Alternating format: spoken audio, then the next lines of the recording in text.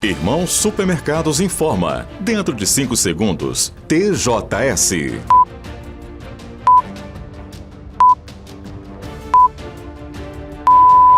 Olá, boa noite. Espanha conquista a Copa do Mundo e desponta para uma nova era no futebol. Aos 80 anos, Dona Edir lança o livro Raízes da Memória, em Caratinga. Dia dos Avós celebra o amor, a sabedoria e o legado entre gerações. Estes são alguns destaques desta sexta-feira.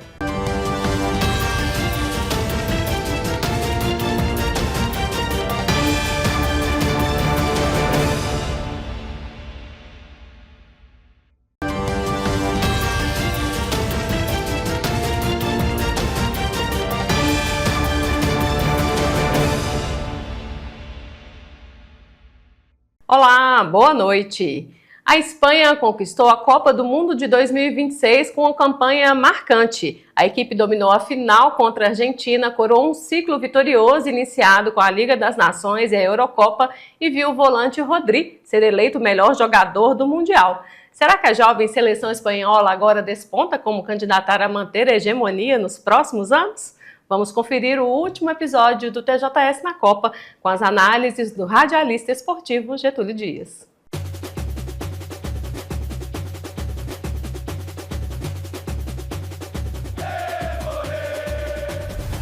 Olá! Iniciando hoje o nosso último episódio do TJS na Copa. Vamos falar um pouco sobre essa final que a gente comentou durante que não foi uma Copa dos favoritismos. Os favoritos foram deixando, abrindo caminho e seleções que de repente não eram muito favoritos foram crescendo e nós tivemos Espanha vencedora, Getúlio. Um abraço, Débora, um abraço, telespectador da TV Sistec. Realmente, né? Sonhamos com a Copa e vamos casar com o Campeonato Brasileiro. Agora é a realidade nossa e está até agradável, começou ontem, mas o mais importante, né, foram a semifinal, o terceiro lugar. Acho que a FIFA vai até acabar com o terceiro lugar, porque foi uma pelada. 6-4, 10 gols no jogo. Pois é, o que foi aquilo, Getúlio? Foi um descomprometimento geral, né? Um fazia um lá, o outro fazia cá. Um fazia um lá, o outro fazia um cá. Igual pelada de futebol de salão e tal. Mas, de qualquer forma, foi importante. 10 gols numa partida entre a França e a Inglaterra, né? Sim. Vitória da Inglaterra, ficou em terceiro lugar. Alterou a premiação, né? Porque quem ficava em quarto, terceiro, segundo e primeiro, o valor ia alterando. E no domingo, né, teve a grande final da Espanha contra a Argentina, aí foi onde realmente... A Espanha realmente liderou o jogo, né? A cereja do bolo, o time da Espanha muito bem dentro de campo, muito bem concentrado, o time da Argentina também no mesmo estilo, mas parece que mais cansado, mais nervoso, mais querendo levar vantagem com a catimba, né, que é prática dos argentinos mesmo, e acabou que eles acabaram se preocupando com isso e jogaram menos bola e por essa razão... Mesmo assim foi 1-0, né? Foi apertado. Placar difícil, né? Mas eu vi que foi 63% de posse de bola e 20 finalizações da Espanha. Eu acho que a Espanha foi muito superior o tempo todo. Se alguém mereceu a vitória, eu acho que foi a Espanha, né? E o destaque foi exatamente aquilo que aconteceu fora de campo, né? A vaia da torcida espanhola, a vaia da torcida argentina, os gestos de racismo dos argentinos, a falta de educação, né? Depois do jogo, virando as costas para a hora que a Espanha estava recebendo. Totalmente contra o que o esporte propõe, né? Propõe o esporte, é exatamente isso. O esporte é um fator de integração, de confraternização, de união dos povos, né? Sim, claro. A Copa do Mundo 48 seleções, tinha de vários continentes, você viu japonês, você viu coreano, você viu africano, você viu sul-americano, você viu europeu, e aquilo tudo correu tranquilamente, com exceção do caso da Argentina, que historicamente a Argentina sempre foi muito polêmica, o pessoal da Argentina sempre muito polêmico, e mais uma vez eles protagonizaram as cenas que eles não deviam fazer, que é virar as costas, né? e agrediu o jogador da Espanha também, que foi um fato lamentável. Provavelmente a FIFA vai trazer uma punição para eles. Eu estava vendo que aí o técnico, né, Luiz de la Fuente, volta à Europa com um ciclo de conquista da Liga das Nações, Eurocopa e Copa do Mundo e invencibilidade em 38 jogos sem derrota. Essa jovem seleção espanhola é uma promessa aí de uma futura hegemonia? É uma seleção jovem que vai ter ainda várias, eu acho que pelo menos mais 2 Copas do Mundo para jogarem junto, Yamal, Pedro Porro, Cucurella, esse pessoal todo aí, Rodri, o Dani Olmo. E o que mostra a sequência de um técnico, a sequência de um trabalho é que mostra que vai subindo paulatinamente. O que aconteceu com a seleção da Espanha. Você falou vários títulos aí que ela participou, que foram bem, não sei quantas partidas de invencibilidade. 38 jogos sem derrota. Sem derrota. Então o Luiz de la Fuente, ele é um técnico que vem com aquela categoria com juniores, sub-20 da Espanha, e do sub-20 ele foi campeão, e aí ele acabou sendo levado a técnico titular da seleção principal, que é um cargo muito difícil na Espanha. A Espanha é um país monarca, é rei, que manda, então é um negócio complicado. Mas ele foi levado para esse cargo e se deu muito bem. Então eu acho que a manutenção de um técnico é o segredo para um projeto de futebol dar certo. É muito bacana. E você concorda com a eleição do Rodri como o melhor da Copa? Não acho, não. Eu vi muitas críticas. Eu acho que o jogador que deveria ser escolhido deveria ser um jogador mais ofensivo, mais de ataque, mais habilidoso, mais bonito de ver jogar. O Rodri passa muito bem a bola, é um esteio no meio do campo da seleção da Espanha, joga lá no futebol inglês, tem muito nome lá, mas eu não sei não, eu acho que tinha gente... Porque para mim poderia, por exemplo, ser escolhido o melhor, mesmo que não fosse campeão. Sim, não precisava de estar atrelado. Podia ser um da Noruega, podia ser um da França, um da Inglaterra, o outro que não precisasse ser necessariamente o campeão. Mas eles resolveram prestigiar o campeão, deram ao Rodri, mas eu acho que ali mesmo tinha um jogador que merecia mais que ele, é mais plástico, mais bonito, o próprio goleiro, o Nice Simon, acho que esse que é o nome mesmo, foi um goleiraço durante a Copa. O zagueiro, aquele zagueiro central lá da Barcelona, um espetáculo, jogador de 21 anos, muito novo ainda às vezes para ser reconhecido como o melhor da Copa, né? O Laporte, zagueiro, muito bom. Então eu acho que tinha outros jogadores poder, mas o Rodri é aquele que é o considerado o mais rodado do grupo, o mais experiente. Aí escolheram ele. Ô Getúlio, na sua opinião técnica, a gente está encerrando hoje, né? A gente tem JS na Copa. O que a gente leva de lição aí dessa Copa do Mundo? A lição que a gente leva, a primeira delas já vai começar a ser aplicada pela CBF através do Sandro Meirahit, que vai ser o novo diretor de árbitro da Confederação Brasileira de Futebol, da CBF. Ele é mineiro, lá de Poços de Caldas. E ele vai tentar implantar, tanto que ontem o juiz do jogo do Cruzeiro foi um fracasso. Cruzeiro Internacional, o Cruzeiro ganhou porque tinha de ganhar o jogo, senão não ganhava não. O juiz não foi bem.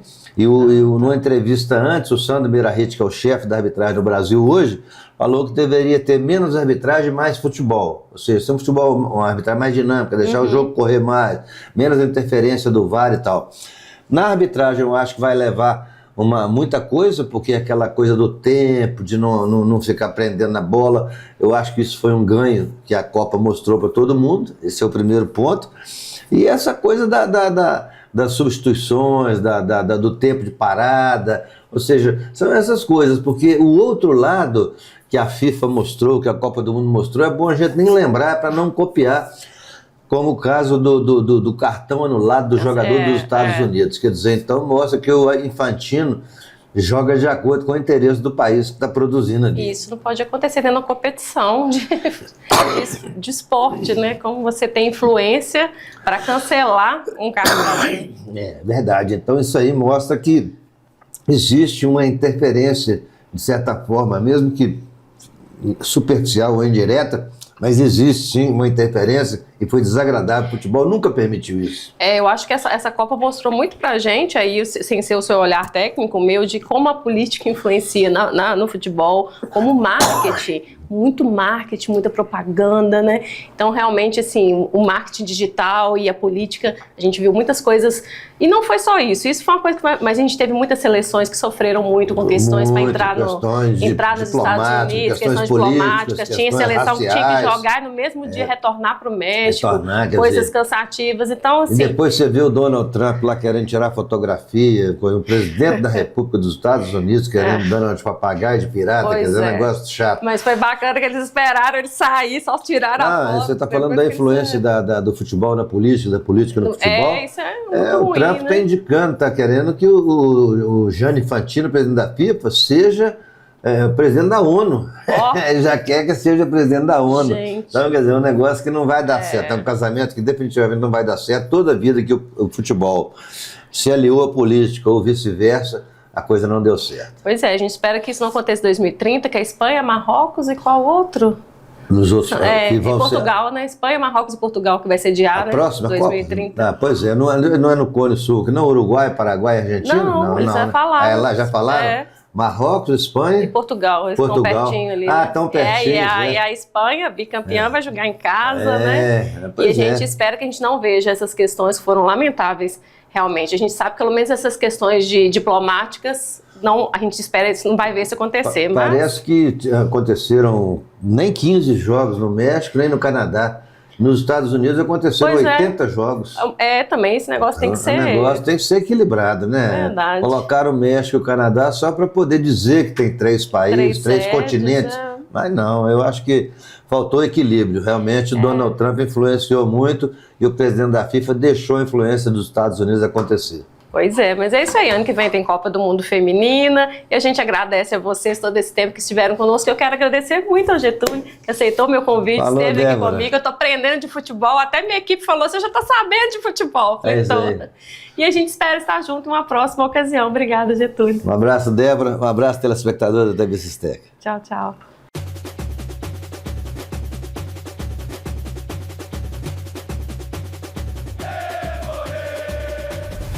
E a seguir, a escritora Edir Loures lança 5ª obra e celebra legado literário.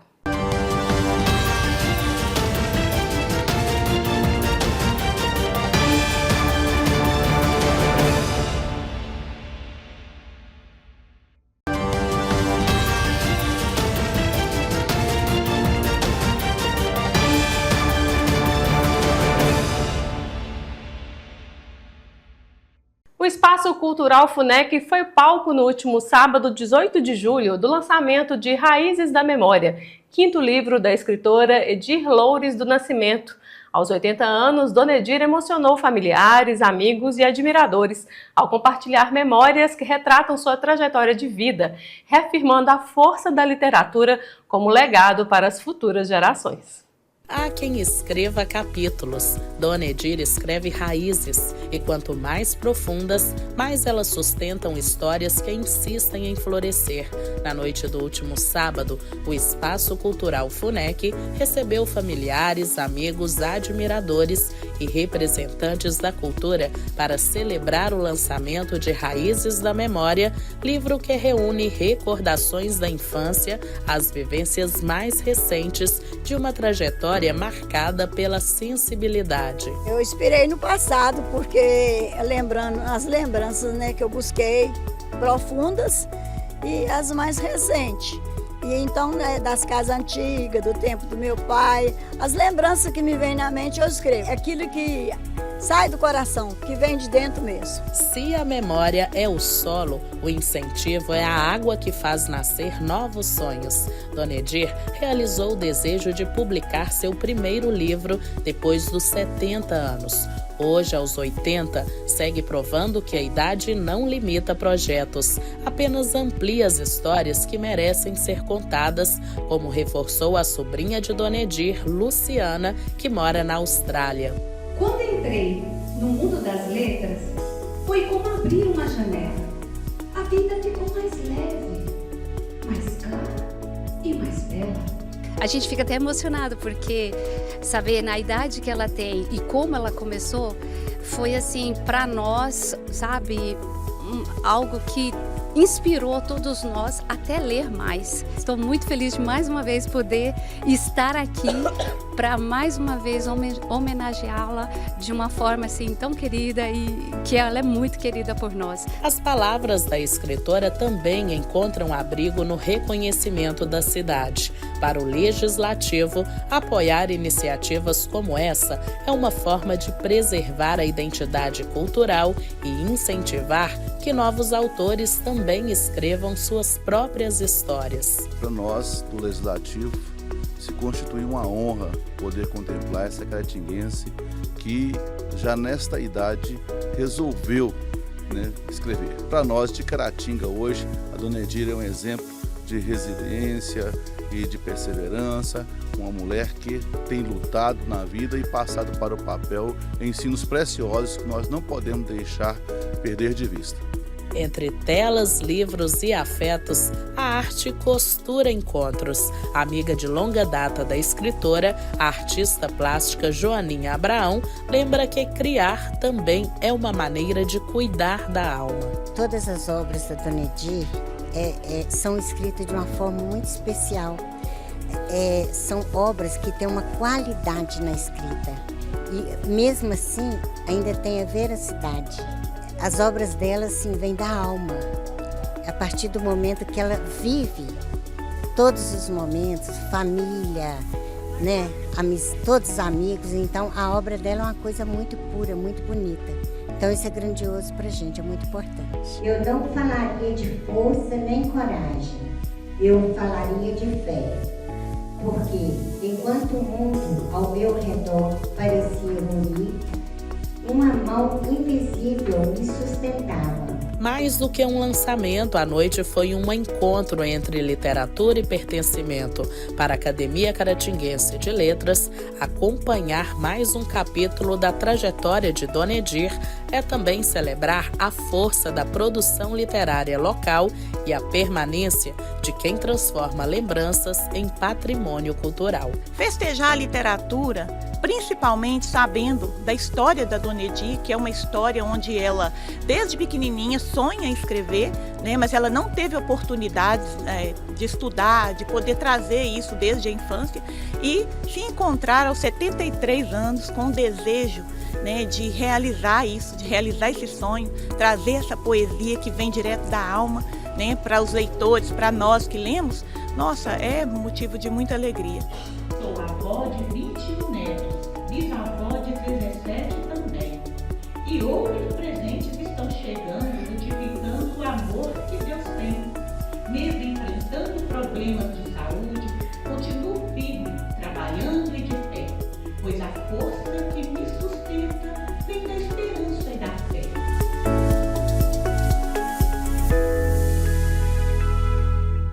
O Bloco Democracia e Luta, de oposição ao governo do estado, apresentou um projeto de resolução para anular os efeitos de um decreto assinado pelo governador Matheus Simões.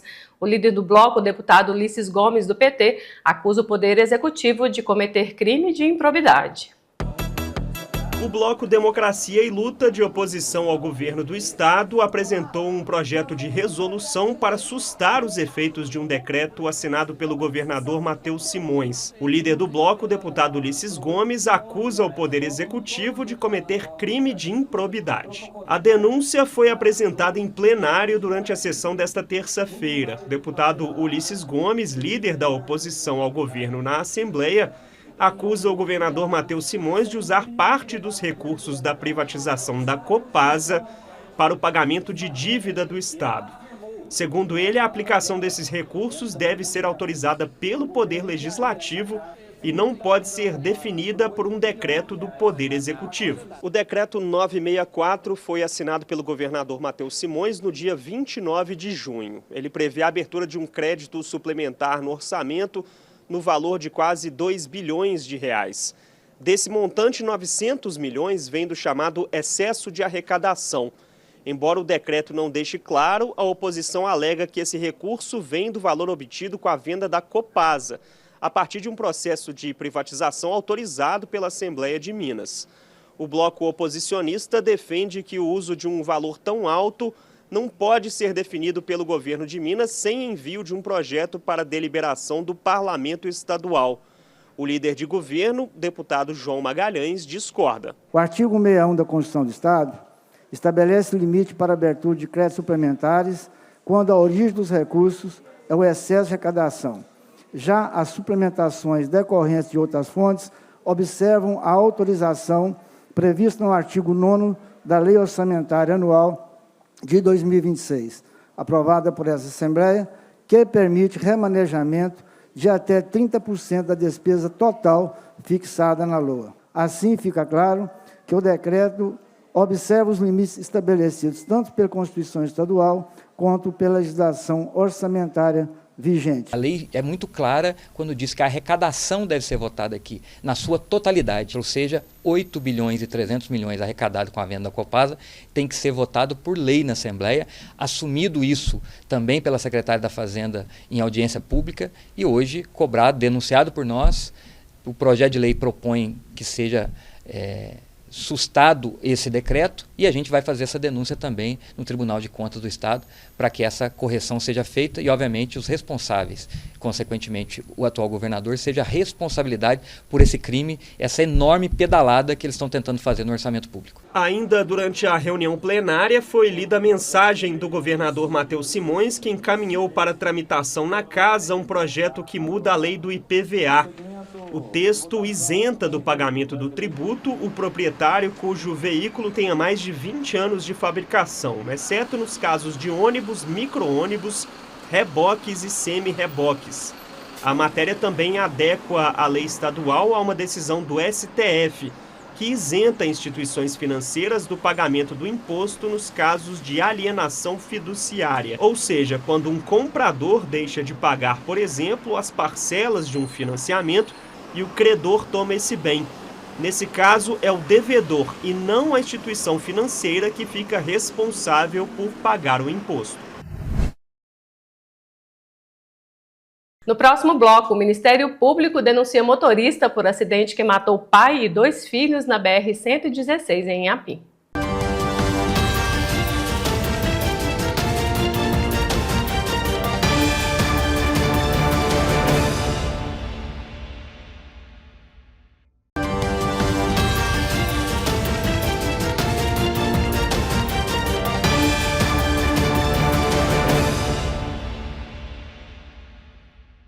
O Ministério Público denunciou um motorista de 36 anos pela tragédia ocorrida na BR-116 em Inhapim, no dia 14 de fevereiro deste ano. O acidente matou um pai e seus 2 filhos de 10 e 5 anos e deixou a mãe das crianças gravemente ferida. Segundo o Ministério Público, o condutor assumiu o risco ao realizar uma ultrapassagem proibida e deve ser levado ao Tribunal do Júri. O promotor de justiça, Jonas Júnior Linhares da Costa Monteiro, falou sobre o caso.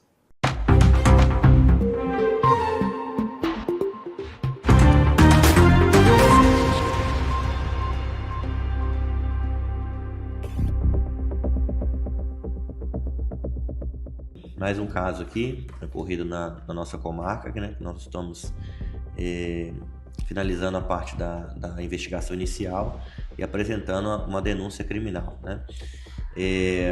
Nós tivemos um fato, né, extremamente triste, em que a perda, a destruição quase completa de uma família.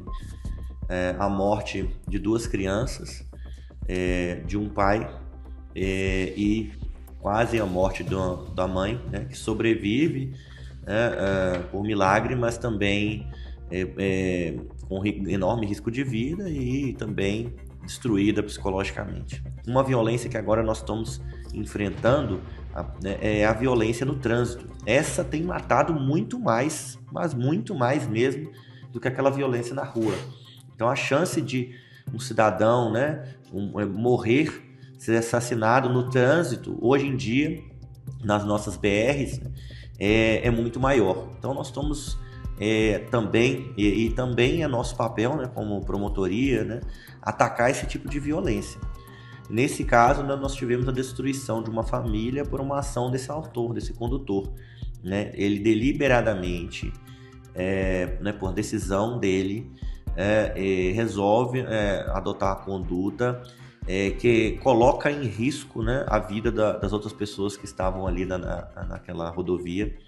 Ele realiza, a vítima sobrevivente relata, né, e os elementos dos autos relatam, que ele já vinha tendo um comportamento na estrada bastante perigoso. Isso a própria vítima que faleceu, o Thiago, que era um condutor que estava dirigindo com muita atenção, levando a família dele toda no carro, percebeu e comentou com a esposa que aquele condutor ali da frente estava tendo uma conduta muito perigosa, zigue-zagueando, tentando nitidamente fazer uma ultrapassagem no lugar que não era possível fazer.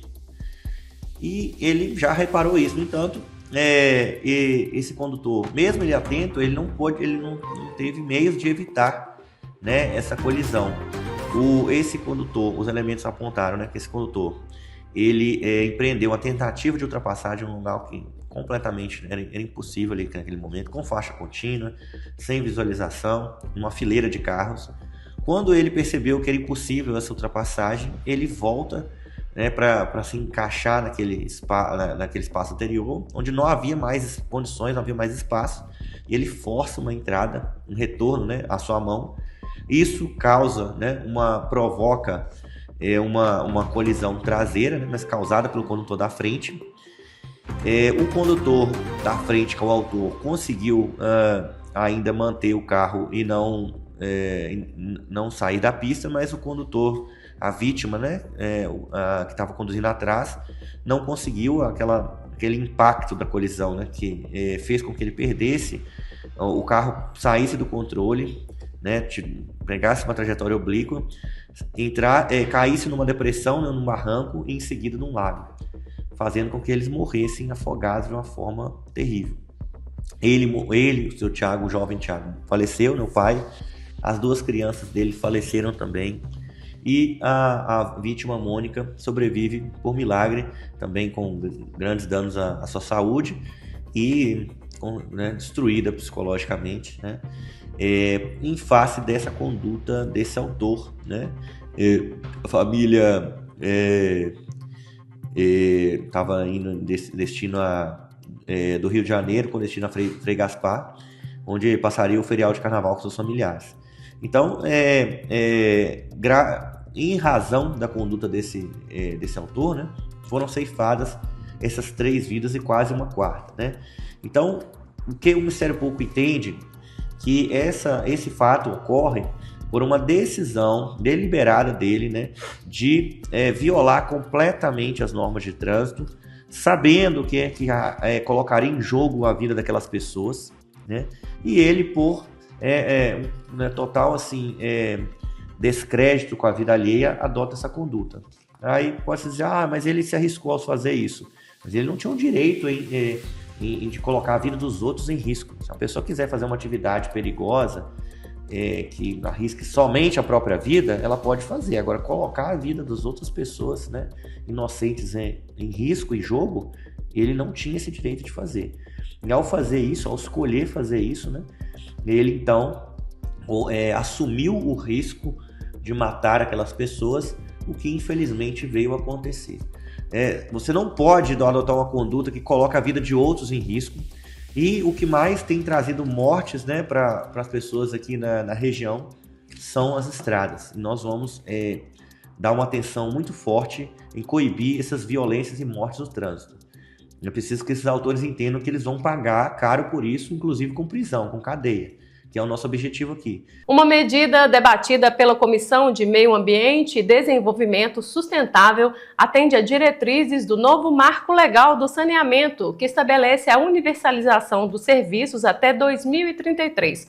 A regionalização proposta por lei busca estimular a cooperação entre os municípios, reduzir custos e ampliar o acesso da população ao saneamento básico. Serviços de saneamento básico prestados de forma regionalizada.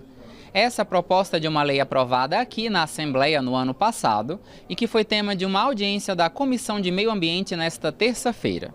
Essa lei traz uma série de mudanças. Uma delas é a criação de 3 unidades regionais responsáveis pelos serviços de abastecimento de água potável, esgotamento sanitário, drenagem e manejo de águas das chuvas. O texto cria ainda 26 unidades regionais de gestão de resíduos sólidos, que é o cuidado com o lixo desde o momento em que ele é gerado até a destinação final adequada. A ideia por trás dessa regionalização é estimular o trabalho em conjunto pelos municípios, em vez de cada um prestar seus serviços de forma isolada. E com isso reduzir custos e levar o saneamento básico a mais mineiros e mineiras. A questão da regionalização vem exatamente cumprir e substituir uma possibilidade de investimento, captação de recursos, porque uma ET de grande porte pode atender, por exemplo, 4 ou 5 municípios menores, né? E esse é um grande avanço para Minas Gerais. A adesão às unidades regionais não é obrigatória, mas os municípios que optarem por prestar os serviços por conta própria deverão comprovar que têm capacidade técnica e econômica. A regionalização é uma determinação do novo Marco Legal do Saneamento, norma federal que prevê a universalização dos serviços até o fim de 2033. O TJS desta sexta-feira termina aqui. Um ótimo fim de semana e até segunda.